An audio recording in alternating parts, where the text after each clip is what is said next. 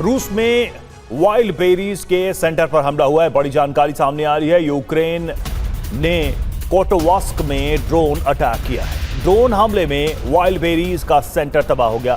Moscow दौरे पर हैं अमेरिका के CIA चीफ।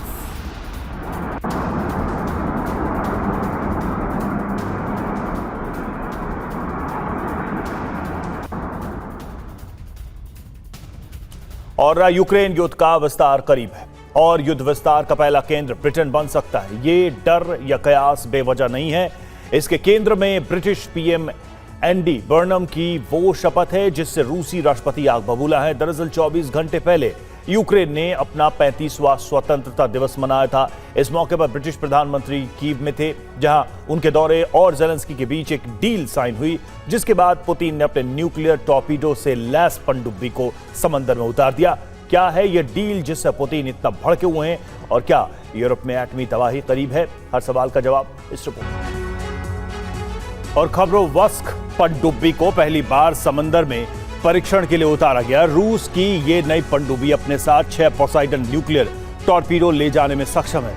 इससे पहले बेलगोरोड पनडुब्बी में बदलाव करके उसे पोसाइडन ले जाने में सक्षम बनाया गया था, लेकिन खबरोवस्क रूस ही नहीं बल्कि दुनिया की पहली ऐसी पनडुब्बी है जिसे शुरुआत से ही पोसाइडन टॉर्पीडो दागने के लिए बनाया गया है। इस सबमरीन से लॉन्च पोसाइडन बेहद खतरनाक है। दरअसल ये परमाणु ऊर्जा से चलते हैं, जिसकी वजह से इन्हें लंबी दूरी तय करने की क्षमता मिलती है।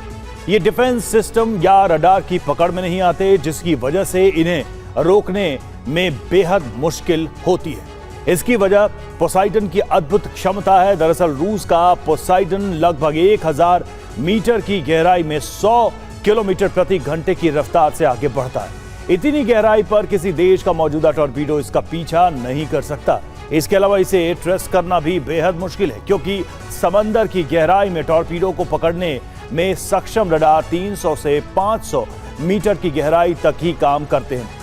सिर्फ इतना ही नहीं, पोसाइडन समंदर के तल के करीब धीमी और बेहद शांत गति में हफ्तों तक सफर कर सकता है, जो इसे और भी घातक बनाता है।